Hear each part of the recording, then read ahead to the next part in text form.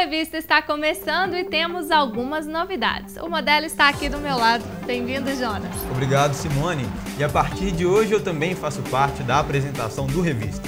E eu começo falando sobre um velho companheiro dos brasileiros que completou 90 anos em 2012. Pela voz de milhares de comunicadores, o rádio que sobreviveu ao surgimento da televisão teve participação ativa em diversas transformações políticas, sociais e culturais da nação.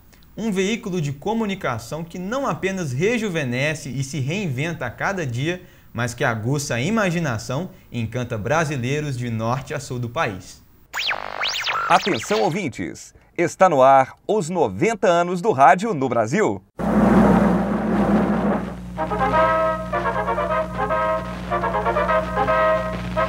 Prezado ouvinte, boa tarde. Aqui fala o repórter Esso, testemunho ocular da história, apresentando notícias da United Press.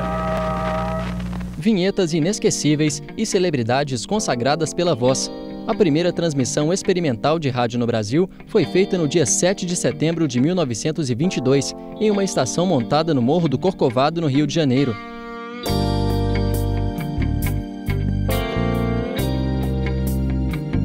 O discurso do então presidente da República, Epitácio Pessoa, foi transmitido para 80 aparelhos de rádio, na comemoração do centenário da independência do Brasil. Depois da primeira transmissão, o médico, professor e antropólogo Roquete Pinto convenceu o governo federal a comprar equipamentos para montar a primeira emissora do país. Junto com o engenheiro Henri Morise, menos de um ano depois, em 1923, foi inaugurada a Rádio Sociedade do Rio de Janeiro. O rádio surge no Brasil como um grande projeto educativo. É nisso que acreditava o Roquete Pinto. Roquete Pinto acreditava no rádio para divulgação da cultura, da educação formal e da arte. Na década de 30, os anos de ouro, surge a Rádio Nacional, uma das maiores difusoras da cultura brasileira. O público, ainda muito elitizado, se rendia aos programas humorísticos e às clássicas radionovelas. Esta história de amor e sofrimento ficou interrompida quando o Dr. Alberto Limontas chegou à suntuosa residência de Graziela Garcia e a encontrou sozinha no jardim à sua espera. O rádio fazia parte do mobiliário doméstico, ele era um móvel a mais. Tanto depois que, digamos assim, a prima mais novinha dele que surge, que era a Vitrola, também surge como uma peça do mobiliário doméstico. A televisão surge como uma peça do mobiliário doméstico, em função do tamanho que tinha que ter, por questões técnicas, mas em função também, me parece, de hábito social mesmo. Quer dizer, as pessoas se reuniam em torno do rádio para ouvir, porque isso é da cultura da vida em família. As pessoas faziam as coisas juntas.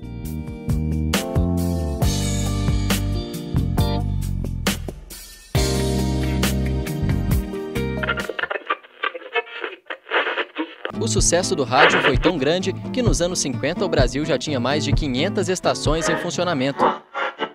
Hoje existem mais de 9.400 emissoras licenciadas no país. Este jornalista acumula 35 anos na profissão e está no ar comandando um programa diário em uma emissora líder em audiência em Belo Horizonte. Sempre achei que era um negócio especial, aquele negócio de você falar: bom dia, gente, como é que vai? Sou pedreiro, sou vaqueiro, sou isso, sou aquilo. Então eu comecei meio que por acaso, mas era paixão antiga. Eu sou daqueles caras que, menina ainda, já tinha um radinho e ficava de noite lá no passeio escutando rádio. Experiente, ele acredita no poder que o rádio tem de aproximar locutores e ouvintes num elo de amizade, sem mesmo nunca terem se conhecido. Cada dia mais eu penso em duas frases básicas. Uma foi o Sr. Januário Carneiro, fundador aqui da Itatiaia, que disse, algum tempo antes de morrer, ele deu entrevista para 2 estudantes de jornalismo, e eles perguntaram para ele assim: rádio dá dinheiro? Ele falou assim: ó, pode não encher o bolso, mas enche a alma. O veículo de comunicação que apaixona ouvintes desde a infância também conquistou marcos. Hoje, ele está à frente de uma rádio jovem da capital, seja na coordenação artística ou na locução. Pode pedir a sua música, interaja também nas redes sociais, Twitter ou Facebook, e boa sorte! Eu ouvia as rádios, gravava os locutores, ficava imitando o jeito deles falarem, eu gravava as músicas, eu tinha a minha rádio que eu brincava, então eu gravava as músicas e fingia depois que eu estava tocando na rádio. Então desde criança eu sabia que era isso que eu queria fazer.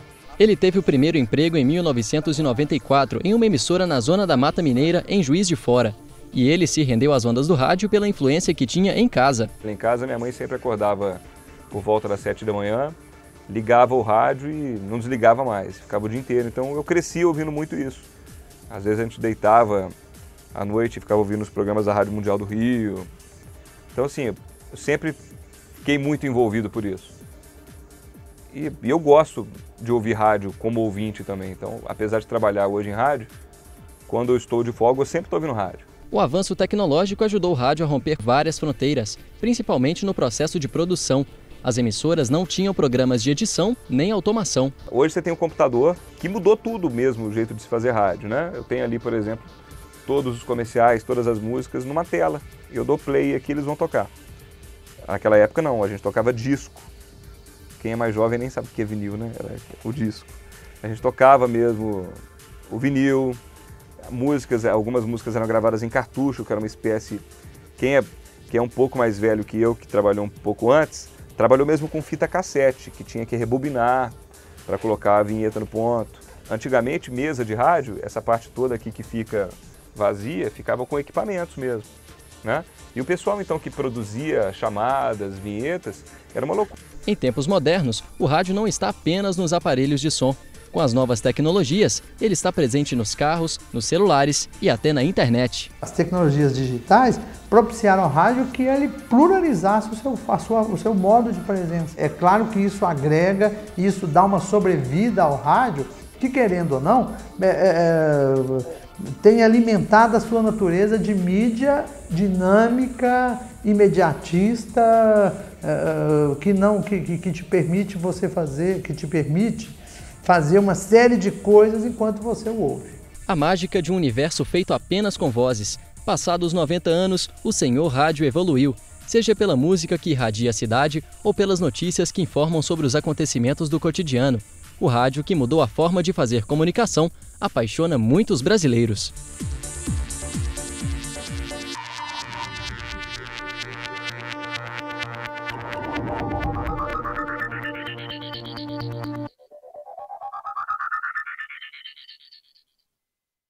Aproveitando que o assunto é o rádio, a PUC Minas São Gabriel recebeu nesta semana diversos profissionais da área dentro da programação de seminários dos cursos de comunicação. E o jornalista Carlos Felipe Horta conversou sobre os 90 anos do rádio com os estudantes.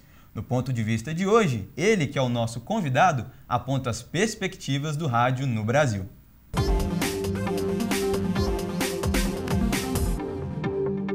Tivemos um momento em que o rádio ocupa um papel difusor e ocupa um papel importantíssimo como quase aglutinação da nacionalidade, inclusive através de programas que a gente nem pode imaginar que existiram no rádio. Provavelmente o Brasil não teria a linguagem brasileira, transmitir essa linguagem portuguesa brasileira em todo o território nacional se não fosse o rádio. E hoje a gente pode dizer que a gente está vivendo um momento de divisor de águas do rádio. Nós estamos surgindo o rádio cada vez mais quase individualista, em que só as emissoras, a maior parte das grandes emissoras vão morrer. A maior parte vai morrer. Essas emissoras que não se adequarem aos novos padrões vão morrer mesmo. E ao mesmo tempo a gente está vendo o surgimento de um fenômeno também desse tipo. Você não precisa ser uma emissora de grande alcance. Você utiliza o satélite. E mais ainda, você é uma emissora de rádio pequena. Hoje você é transmitido para o mundo inteiro via internet. E a gente está partindo agora para um outro tipo de rádio que está ainda em discussão. O rádio virtual mesmo. Aquele rádio que você é o individual dono dele. Aquela rádio em que você é não apenas um assistente, mas você é ator também. Você vai chegar ao ponto de você fazer o programa junto com o cara que está no estúdio. Isso se ele estiver no estúdio, que pode ser que ele esteja na rua também. E a gente assiste um outro fenômeno também, que é o rádio pago. É o rádio pago, cujo modelo maior já temos nos Estados Unidos, mas hoje nós já temos, aqui em Belo Horizonte, por exemplo, já temos uma emissora de rádio em Facebook feita aqui, em que você paga para entrar nela. Esses e outros fenômenos fazem crer o seguinte: o rádio está vivendo um momento de grandes transformações. Muitas transformações, e transformações que vão dar um novo padrão a ele. cada vez mais fazer rádio vai exigir qualidade de quem faz. Não adianta ter só diploma, precisa ter qualidade para entender esse novo rádio. Dentro em pouco, para você fazer um novo rádio, você tem que entender também internet, você vai ter que entender tecnologia, ou então ser uma pessoa com uma qualidade tão grande que supera até isso. E nós temos exemplos disso.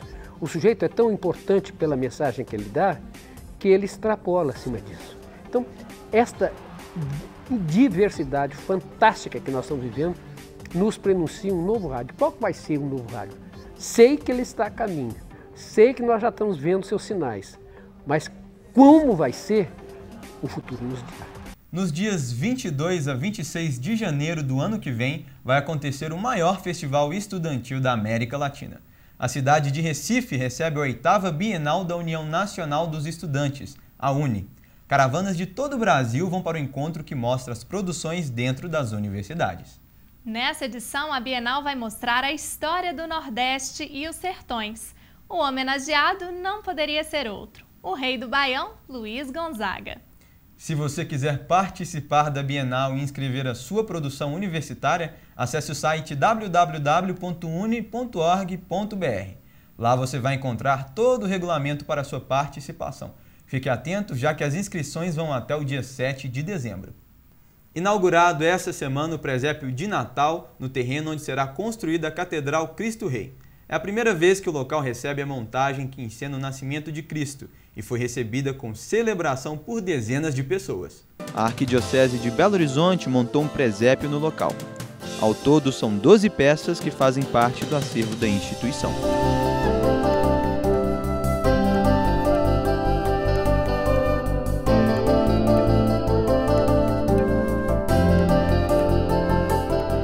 A colocação do presépio aqui no terreno da catedral é exatamente para reavivar a chama do compromisso de todos nós, o convite a todas as pessoas para que nós possamos cada vez mais crescendo, fazendo parte, chegarmos o mais rápido possível nesta grande construção que será muito importante para todos nós, a Catedral Cristo Rei. No próximo bloco, você confere pratos inovadores desta primavera. Vamos acompanhar o processo de produção dos livros, tema do Fórum das Letras deste ano. E ainda outros destaques culturais com Carol Almeida. Não saia daí, o Revista volta já.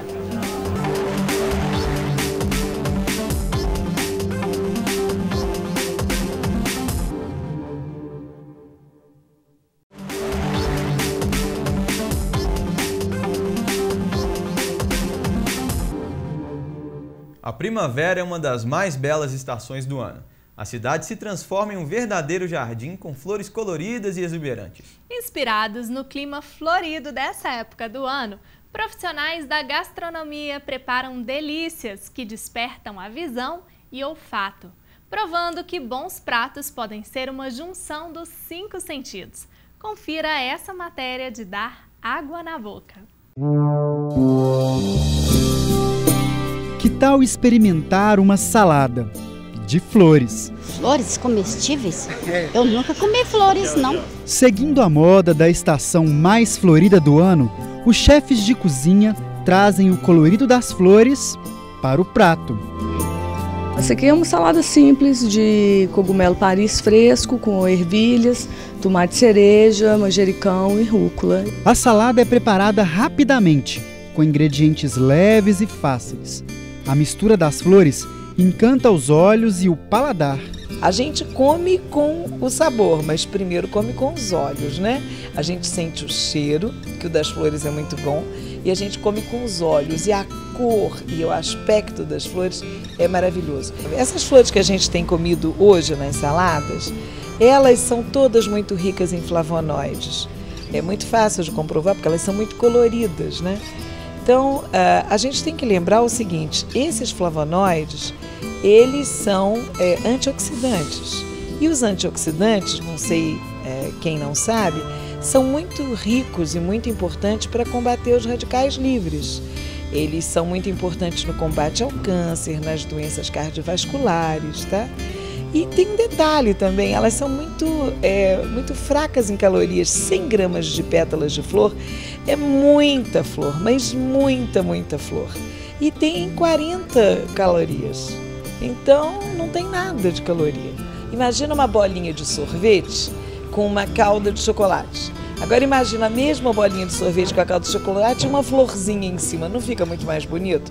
Esse é o ganho que o chefe tem, o visual da apresentação. É lógico que o chefe não está preocupado com o ganho nutricional. A gente tem que deixar claro que, além disso, a gente tem o ganho nutricional.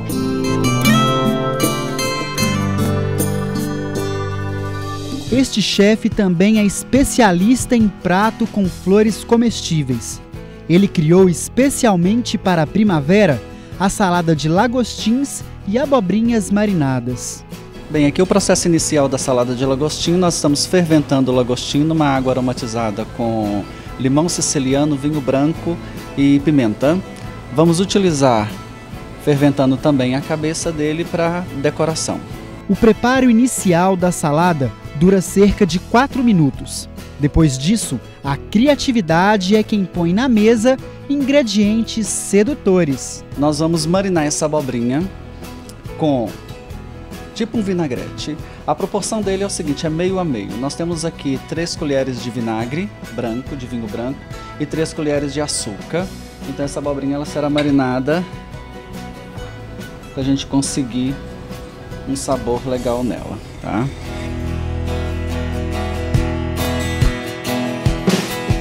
A parte dela menos semente, nós fizemos com casca. Ela aqui já está higienizada. Nós vamos então misturar ela aqui.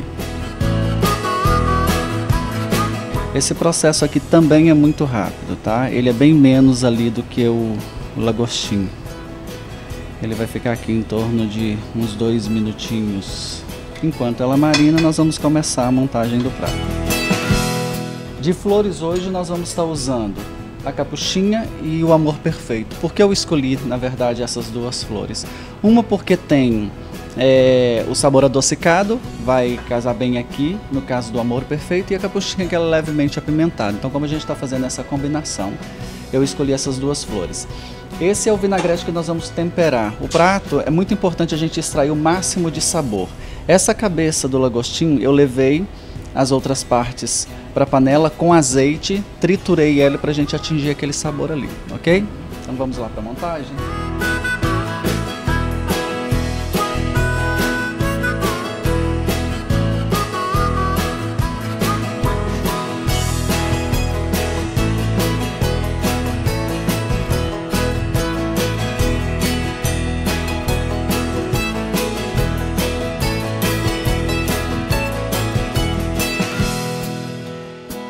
Se você também se encantou com esta proposta de inovar no cardápio, fica a dica de que nem todas as flores podem compor um prato.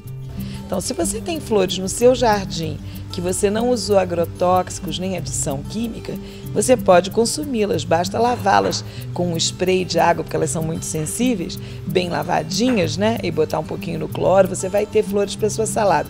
Mas você não pode comprar flores da floricultura, que estão cheios de agrotóxico e remédio, e botar na sua salada. As flores comestíveis têm que vir de origem para este uso, para serem comestíveis. A criatividade investe em cores e sabores. Essa barista criou um conjunto de drinks primaveris, o Jardim do Vila, baseados na diversidade tropical brasileira. Esse drink é o girassol. Ele é um frappé de café que leva polpa de maracujá e macadâmia. É um drink bem refrescante e toda a ideia do Jardim do Vila foi inspirado mesmo na primavera. Então as bebidas eles têm o nome de algumas flores e é para deixar mesmo tudo mais gostoso, sem trazer mais novidade para os clientes. Que tal conhecer o girassol, o trevo da sorte e o brinco de princesa? Nomes famosos nos jardins que ganham as bandejas. Você está servido?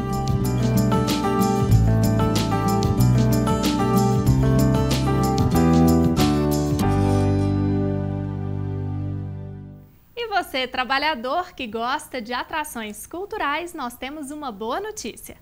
O plenário da Câmara aprovou a lei que cria o Vale Cultura. O projeto destina R$ 50 por mês a trabalhadores que ganham até 5 salários mínimos e será pago preferencialmente por meio eletrônico, como um cartão. O dinheiro deve ser usado na compra de serviços ou produtos culturais, como livros, shows, cinemas e teatros. A iniciativa segue agora para aprovação do Senado. E por falar em cultura, Carol Almeida traz alguns destaques. É com você, Carol.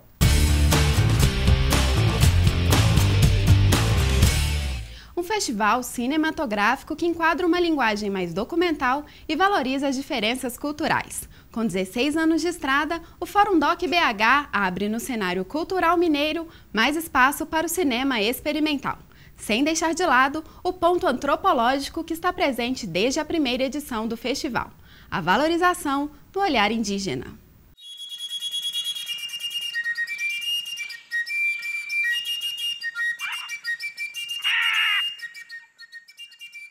Desde a primeira edição do Fórum Doc, em 1997, ele tenta mostrar o cinema como forma de reflexão política do mundo.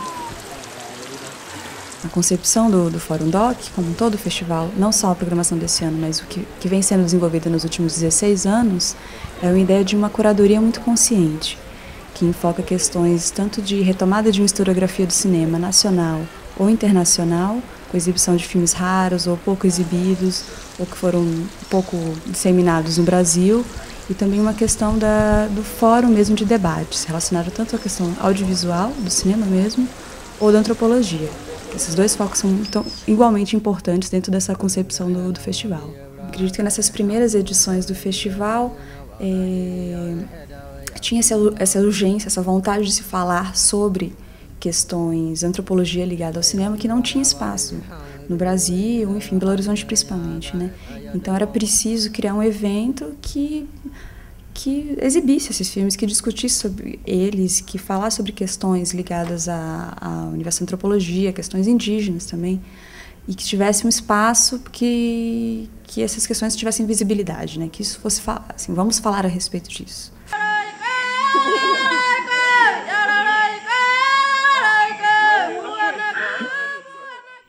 Desde as mais antigas civilizações até os dias de hoje, sem data de validade e contraindicação, o livro é parte fundamental para a construção do aprendizado. Seja nas bibliotecas, nos sebos ou nas grandes livrarias, com ele é possível viajar sem sair do lugar. Na edição deste ano, o Fórum das Letras em Ouro Preto trouxe para discussão o tema Como se faz um livro? Eu e Tainá Nayara fomos atrás da resposta desta pergunta. Olha só. Era uma vez um sábio escritor que disse: o livro traz a vantagem de estar só e ao mesmo tempo acompanhado. Poesias, romances, contos, histórias que pertencem ao mundo real e da imaginação. Mas você sabe como se faz um livro? Não, infelizmente isso é um tema que eu acredito que pouquíssimas pessoas dominem. Não sei, mas eu tenho interesses de saber. O livro começa com a letra A. Tudo começa com a ideia do escritor e a vontade de contar uma história. Primeiro, a gente enxerga muito como escritora, a gente fica meio em dúvida de, será que eu deveria estar escrevendo? Será que eu tenho alguma coisa nova a dizer? Porque sempre uma sensação muito insegura, muito de não sei para onde eu tô indo e por que eu tô fazendo direito. Escrever não é só o prazer de escrever, também é uma rotina, também é te impor o hábito. Janela para o Mundo Novo, a capa do livro desperta a curiosidade e o interesse do leitor. A capa de livro ela não tem que contar a história toda, ela não tem que substituir o conteúdo do livro, né? Ela é um teaser, ela é um convite ao leitor a conhecer o livro. Mas é na etapa da impressão dos livros que as ideias ganham contornos firmes e se transformam em realidade. Antigamente, toda a montagem do livro era manual. No século XVIII, época da Revolução Industrial na Europa, as máquinas passaram a cuidar desse processo e a impressão de produções literárias acelerou. O processo de impressão atualmente é o processo offset, impressão offset nas máquinas, e o processo de impressão digital. Durante a impressão, vai imprimir o miolo separadamente da capa, porque normalmente a capa é outro material completamente diferente do miolo, normalmente. Acaba da fase de impressão, vai para o acabamento. No acabamento é que vem a cola, a costura, para depois fechar a capa e entregar, embalar. Com o livro pronto, é hora de dar asas à imaginação. Chapeuzinho amarelo. Chico Buarque. Era Chapeuzinho amarelo. Amarelada de medo. Tinha medo de tudo, aquela Chapeuzinho. Já não via. Em festa, não aparecia. Não subia a escada nem descia. Não estava resfriada, mas tossia. Ouvia como tudo de fada estremecia. Não brincava mais de nada, nem de amarelinho. E o gosto pelos livros pode ser passado de pai para filho. Thaís estimula a pequena Eva a entrar no mundo encantado das letras. É a possibilidade de pensamento, de expansão, né? De poesia, que nem sempre está na poesia, a poesia está em outras coisas, né? Os livros são esses bálsamos, né? Que conduzem a gente para um novo mundo, para uma nova maneira de enxergar as coisas. Eu gosto muito de ler, fico sem palavras para falar de leitura.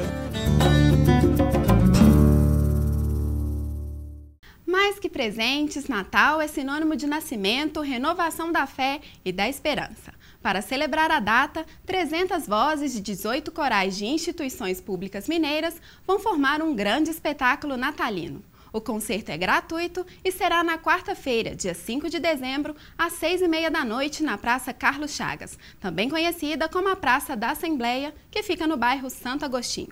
E ainda no clima do Natal, no mesmo dia será inaugurada a iluminação do Palácio da Inconfidência, um espetáculo de luz, música e encantamento. Simone Jonas, é com vocês. Valeu, Carol! O Revista de hoje fica por aqui, mas semana que vem tem mais.